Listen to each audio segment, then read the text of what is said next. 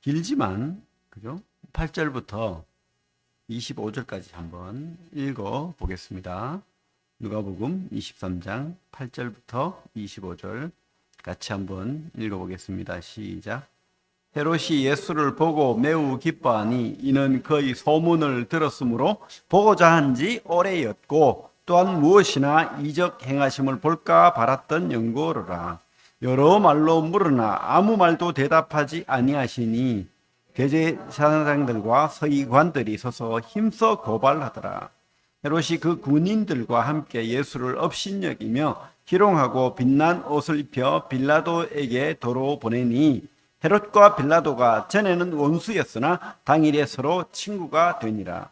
빌라도가 대제사장들과 관리들과 백성을 불러 모으고 이르되 너희가 이 사람이 백성을 미혹하는 자라 하여 내게 끌고 왔도다. 보라, 내가 너희 앞에서 신문하였으되 너희가 고발하는 일에 대하여 이 사람에게서 죄를 찾지 못하였고 헤롯이 또한 그렇게 하여 그를 우리에게 도로 보내었도다. 보라, 그가 행한 일에는 죽일 일이 없느니라. 그러므로 때려서 놓겠노라. 무리가 일제히 소리질러 이르되 이 사람을 없이하고 바라바를 우리에게 놓아 주소서 하니 이 바라바는 성중에서 일어난 밀란과 살인으로 말미암아 옥에 갇힌 자르라. 빌라도는 예수를 놓고자 하여 다시 그들에게 말하되 그들은 소리질러 이르되 그를 십자가에 못 박게 하소서 십자가에 못 박게 하소서 하는지라. 빌라도가 세 번째 말하되 이 사람이 무슨 악한 일을 하였느냐. 나는 그에게서 죽일 죄를 찾지 못하였나니 때려서 놓으리라 하니 그들이 큰 소리로 재촉하여 십자가에 못 박기를 구하니 그들의 소리가 이긴지라. 이에 빌라도가 그들이 구하는 대로 하기를 언도하고 그들이 요구하는 자 곧 밀란과 살인으로 말미암아 옥에 갇힌 자를 놓아주고 예수는 넘겨주어 그들의 뜻대로 하게 하니라. 아멘. 주님이 받으신 재판의 의미란 제목으로 말씀 나누길 원합니다. 주님이 받으신 재판의 의미. 주님이 받으신 재판의 의미가 뭐죠? 그죠?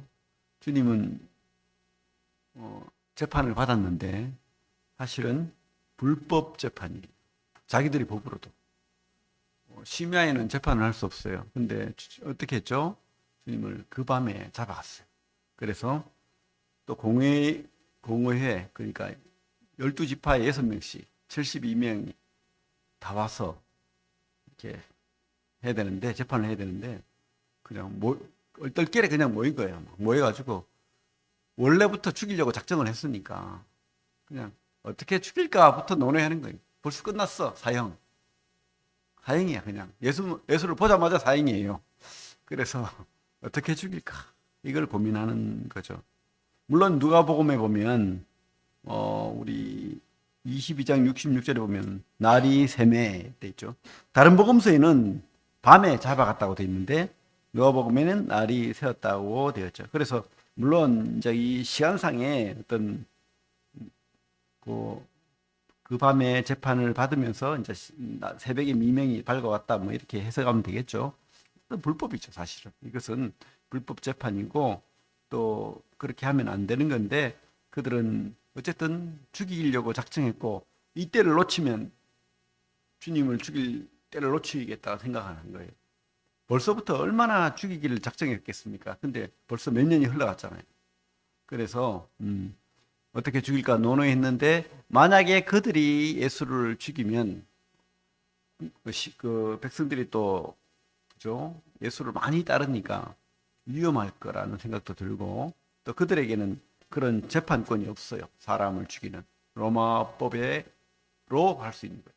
그래서 그들은 뭐 여기 성경에 다 나와 있지 않지만 아마 이 빌라도에게 넘겨줘서 반역죄 로마에 대항해서 그죠?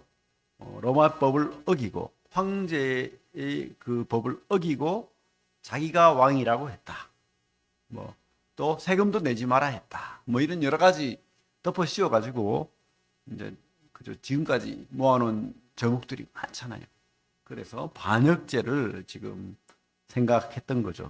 그래서 21절에 보면 우리 2절에 보면 우리 그렇게 돼 있죠. 2절에 보면 고발하여 이르되 우리가 이 사람을 보매 우리 백성을 미혹하고 가이사에게 세금 바치는 것을 금하여 자칭 왕 그리스도라 하더이다. 그죠? 황제가 있는데 왕이라 하면 안 되잖아요. 그래서 이제 반역죄로 걸고 넘어진 거죠.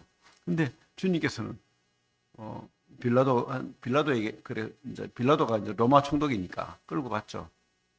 이 사람이 반역죄니까 죽여라, 사형해라. 그러니까 빌라도가 물어보니까 네가 왕이냐 하니까 왕이래요. 그죠? 그죠? 네 말이 옳도다. 근데 그렇다고 해가지고 뭐 반역죄로 이렇게 당장 걸만한 죄목은 아닌 거예요, 사실. 약간 이상하다 생각하면 되잖아요. 뭐 아무도 이렇게 왕으로 인정 안 하고 또 행색도 그렇고 뭐 궁궐도 없고 백성도 없고 뭐 군사도 없는데 무슨 왕입니까? 그래서 빌라도가 생각했을 때는 죄가 없는 거예요. 세 번에 걸쳐서 죄가 없다. 세 번의 판결을 하죠. 4절에 보면 이렇게 말하잖아요. 빌라도가 대제사장들과 무리에게 이르되 내가 보니 이 사람에게는 죄가 없도다 하니. 그리고 뒤 15절에도 보면 헤롯이 또한 그렇게 하여 그를 우리에게 도로 보내었도다. 보라, 그가 행한 일에는 죽일 일이 없느니라. 그냥 죽일 일이 없지만 너희들이 잡아왔으니까 내가 좀 때려가지고 보낼게. 혼 좀 낼게. 뭐 이렇게 된 거죠. 또 22절에도 보면 죄가 없어. 이 사람은 죄가 없어. 세 번이나 빌라도가 판결하면 그게 판결이에요. 판사의 권한을 가지고 있잖아요. 그 당시 총독이, 왕이 그렇고 땅땅 죄 없어. 그런데도 총독이 죄가 없다고 했는데도 계속 그죠? 죄가 있다고 심지어 무리까지 이렇게 뭐 돈으로 깼든 뭐를 깼든 뭔지 모르겠지만은 그 사람들을 모아가지고 죽이라고 그렇게 했죠. 이 빌라도가 죄 없는 예수를 보고는 방법을 찾은 것이 이제 뭐죠? 헤롯에게 예수를 넘겼어요. 보면 우리 8절에 보면 7절에 보면 6절에 보면 빌라도가 듣고 그가 갈릴리 사람이니까 그 당시에는 유월절 때 이렇게 명절 때는 특별히 예루살렘 이 지역에는 엄청난 평소에 없는 사람들이 수십만 명이 모였다라는 기록이 있어요. 뭐 100만이 넘었다는 그런 뭐 추정도 되는데 알 수 없는 많은 사람들이 이 명절에 모이는 거예요. 전 세계에서. 유대인들이 많이 모이고 또 유대인 아니지만 또 하나님을 믿는 거룩한 사람들이 모이고 그렇게 해서 이 예루살렘은 북적북적 되니까 폭동이라도 일어나면 큰일이잖아요. 그래서 우리 예루살렘 성에는 헤롯 그 분봉왕이죠. 갈릴리 분봉왕뿐만 아니고 그 각 지역에 있는 분봉왕들이 다 모입니다. 분봉왕 또 총독은 특별히 군사를 이끌고 그렇게 모입니다. 모여가지고 원래는 그 가이사라에서 총독이 있지만은 이때는 특별히 예루살렘 성으로 와요. 군대를 이끌고 그래서 밀란이 일어나지 않도록 군사를 가지고 예루살렘에 이제 성을 지키는 거죠. 그런데 그래서 이제 같이 있는 거예요. 헤롯 왕도 있고 뭐 빌라도도 있고 다 있는 거예요. 그래서 이 헤롯에게 갈릴리 사람이라니까 아니 나는 판결 못 하겠다. 네가 해라 하고 넘겨버린 거예요. 근데 헤롯이 기분이 좋은 거예요. 드디어 내가 예수를 보는구나. 왜 기분 좋습니까? 소문 들어보니까 죽었던 사람도 살아나고 뭐 눈 먼 사람 눈 뜨고 어병이 기적도 일어났다고 하고 나사로도 그래 살아났다고 하고 하니까 야 이적 행하심을 한번 볼까 궁금하잖아요. 사람은 다 똑같은 것 같습니다. 이때나 지금이나 그죠? 놀라운 기적을 보고 싶어서 그렇게 했는데 주님은 도통 말이 없어요. 입을 다물어 버립니다. 이 헤롯은 어떤 신앙심 전혀 없습니다. 진짜 이 예수가 하나님이 보낸 메시아인가 아닌가 그거 관심이 없어요. 그냥 궁금증. 신앙은 그게 아니죠. 신앙은 절대 그게 아닙니다. 진짜 내가 믿고자 하는 이 진리가 진짜인가? 그리고 이 진리의 중심에 선 이 사람이 하나님이 보낸 메시아인가? 이게 핵심이 돼야 되는데 이 사람은 그냥 조롱하고 업신여기고 뭐 한번 재주 부려봐. 자기가 신이니까 이렇게 해버리는 거죠. 희롱하고, 그죠? 그러니까 그런 사람 앞에서는 주님 침묵합니다. 아무 말이 없어요. 그만큼 우리 주님의 재판의 의미가 어떤 이런 헤롯의 질문에 침묵할 때 이 침묵의 그 의미가 우리에게 또 와닿는 게 있죠. 뭡니까? 모든 사람은 다 하나님 앞에 죄인이라는, 공범이라는 거. 이 헤롯도 그렇고 빌라도도 그렇고, 그죠? 대제사장들, 무리들, 그 당시 지도자들 말할 게 없는 거예요. 이제 더 이상 변론할 필요도 없고, 그들은 다 죄인입니다. 그들은 다 예수를 죽이려고 하는 그런 죄인일 수밖에 없습니다. 대제사장들의 시기와 질투로 그렇게 악한 재판을 벌이고 또 예수를 죽이기로 작정했고 수단과 방법을 안 가리고 지금 이제 죽이려고 하는 거죠, 그죠? 그래서 심지어 뭐 무리까지 해가지고 사주하고 그렇게 한 거죠. 그리고 백성들은요, 백성들도 참 또 공범이죠, 공범. 그렇게 호산나 호산나 하면서 일주일 전만 해도, 그죠? 주님을 환영하고 구원하십시오, 나를 구원하십시오, 당신은 메시아입니다, 그렇게 해놓고는 갑자기 돌아섭니다. 그 무리가 바로 이 무리입니다. 사람들이 그는 메시아가 아니야 라고 하니까 또 휙 뒤집어져 가지고 무지한, 죄 많은, 하나님을 알지 못하는, 성경도 모르고 하나님 뜻도 모르는 그런, 그래서 이게 참 대제사장들의 시기와 질투도 죄지만은 이 하나님을 알지 못하고 하나님 뜻을 알지 못하는 이 무지함도 죄의 속성이라는 것을 우리가 보게 됩니다. 나는 몰랐어요. 이게 핑계가 될 수 없다는 것을 보게 됩니다. 우리 요즘 좀 그래도 이렇게 많은 벌을 내지만 음주로 사건을 저지르면 오히려 죄가 감해지고, 그죠? 근데 오히려 외국에는 술을 먹고 이렇게 하면은 더 가중 처벌을 하는 경우가 많대요. 근데 우리나라는 잘못된 거죠. 아니, 내가 몰랐어요 하면 그 죄가 아닙니까? 술 먹고 운전해서 사람을, 그죠? 죽였는데 내가 그건 아니잖아요. 또 술 먹었기 때문에 사람을 때려서 죽었다, 그럼 뭐 죄가 없다, 그게 아니잖아요. 그죠? 우리가 무지한 것도 바로 하나님 앞에 죄라는 것을 보게 됩니다. 다 공범이라는 것을 보게 됩니다.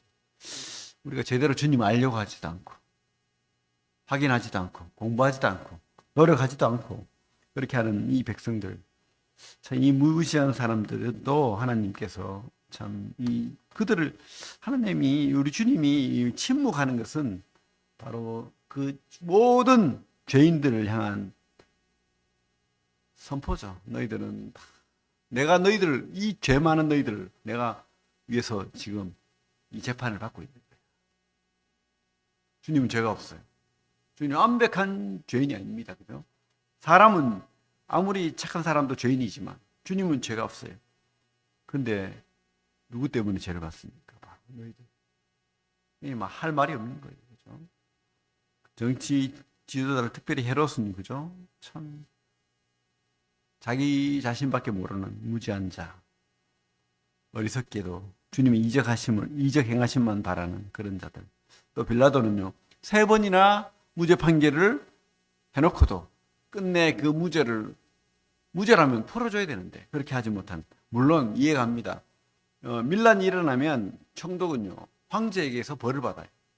잘리든지 아니면은, 그죠? 어디 유배를 간다든지. 크나큰 타격이죠. 지금 총독 자리를 얻기 위해서 얼마나 많은 재물을 썼고 또 총독 자리로 말미암아서 모은 재산, 또 모든 권력들, 얼마나 행복합니까? 왕의 자리를 누리고 있고 그렇게 하고 있는데 이거 뺏기기 싫은 거예요. 그래서 주님을 십자가에 내준 거예요. 그죠? 자신의 안락, 아니 정의나 공정은 상관없어요. 이것이 인간의 모습입니다. 인간의 모습.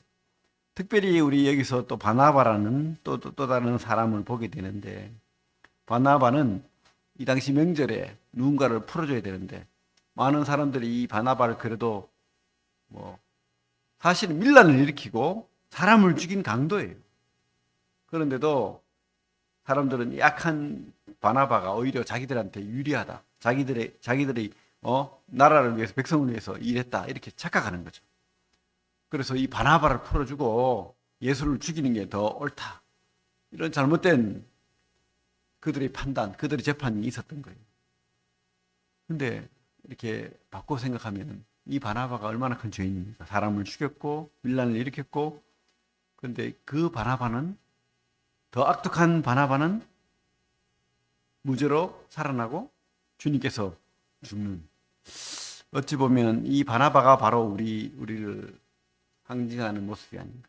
우리가 죽어야 되는데 바나바가 이 다음에 바나바가 진짜 예수를 깨닫고 알게 됐다면 얼마나 많은 통곡을 했겠습니까? 나 때문에 주님이 죽었다.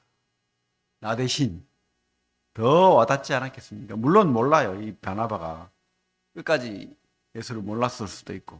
하지만 우리가 바나바라고 생각하십시오. 여러분이 바나바라면 그 예수와 눈을 마주치고 그렇게 했을 건데, 그 죄 없으신 예수가 나 대신 죽었는데, 그 모습을 생각한다면, 그죠? 여러분, 그 십자가를 매달린 주님을 보면서 바로 여러분들을 봐야 됩니다. 진짜로. 내가 그리스도와 함께 십자가에 못 박혔다는 그 사실을 꼭 기억하고 평생을 그 감사로 살아야 됩니다. 바나바처럼. 그게 우리 삶의 기쁨이고 위로고 삶의 원동력이라고 생각합니다. 그거 잃어버린 사람은 왜 사는지 모르는 사람이에요. 그래서 우리는 끝까지 계속해서 주님의 십자가를, 나 대신 그 십자가에 달리신 그 주님을 바라봐야 됩니다. 그죠? 어쨌든 참 안타깝게도 또 이런 위대한, 참 이런 엉터리 같은 재판, 예수님의 그 재판 가운데 참 많은 사람들이 그래도 주님의 그 십자가에 몰려들어요. 누가 있습니까?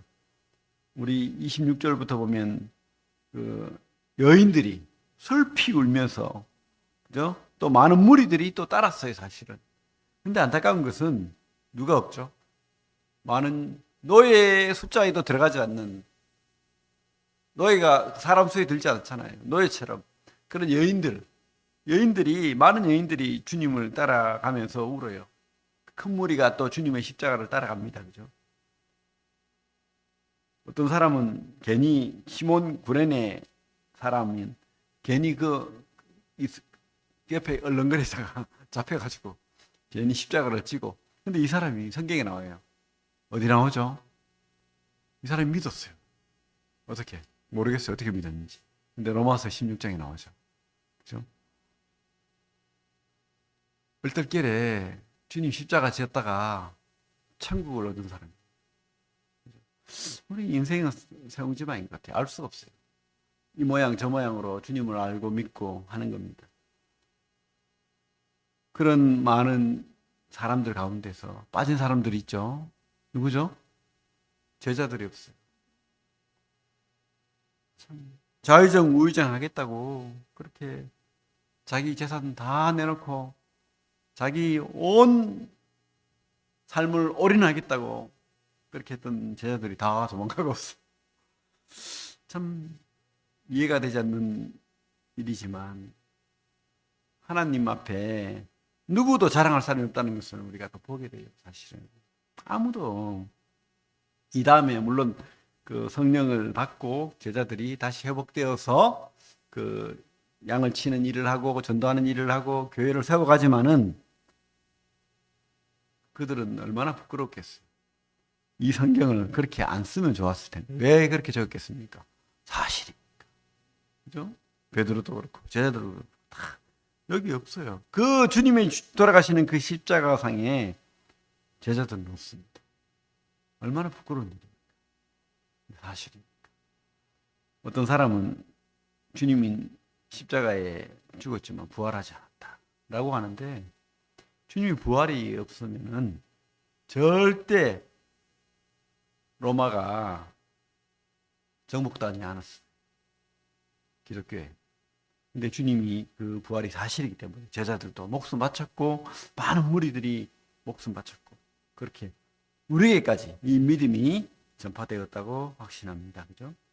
어쨌든 우리가 깨달을 것은 또 반전해야 하는 참 하나님께서는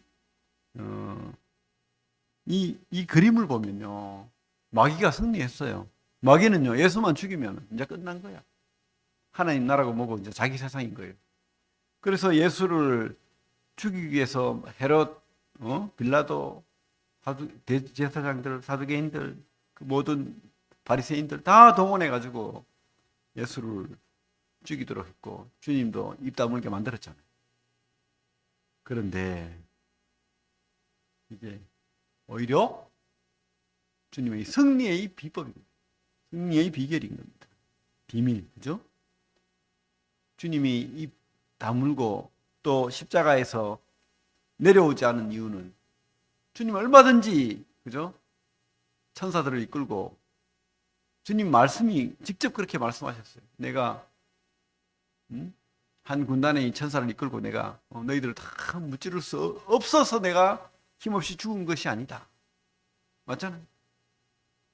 주님이 침묵하고 그렇게 힘없이 힘없는 자처럼 돌아가신 이유는 바로 하나의 밀이 떨어져서 열매를 맺으면 많은 열매를 맺는 것처럼 바로 주님의 또 다른 승리, 사망을 이기시고 죄를 이기시고 이 땅의 모든 사람들의 죄를 대신 지시는 그 놀라운 하나님의 방법, 구원의 방법. 천사도 몰랐고 누구도 몰랐죠? 마귀도 몰랐다. 사망을 이기신 완전한 인간이시고 하나님이신. 마귀도 이해가 안 갔을 거예요. 분명히 하나님이신데 완전한 인간이다. 마귀도 이해를 못했고 알 수 없는 비밀이었다. 근데 그 주님이 바로 그런 분입니다. 우리가 하나님의 존재를 깨달아야 됩니다. 우리는 다 이해할 수는 없어요. 그러나 믿어야 됩니다. 아버지 하나님과 아들 하나님, 성령 하나님, 그 완전하신 놀라운 능력의 하나님이신데 그 아들이 인간이 되신 거예요. 죄가 없으신 완전한 인간. 그래서 우리 죄를 지신 그 놀라운 하나님, 반전의 하나님. 지금 모든 그림은 주님 망했어요. 끝났어요. 하나님 나라 망했습니다. 제자들 다 도망갔어요. 근데 어떻게 됐죠? 새벽 미명 3일째 되던 그날 주님 부활하셨어요. 이게 바로 승리죠. 마귀를 이기고 죄를 이기고 영원한 하나님 나라를 시작하는 그런 반전의 하나님, 승리의 하나님인 것을 우리가 믿습니다. 주님은 패배한 죄인이 아닙니다. 그죠? 죄가 없는 분. 근데 죄인의 모양으로 죽었습니다. 그리고 악을 이기고 사망을 이기고 마귀를 이기고 끝내 우리에게 하나님 나라를 주셨습니다.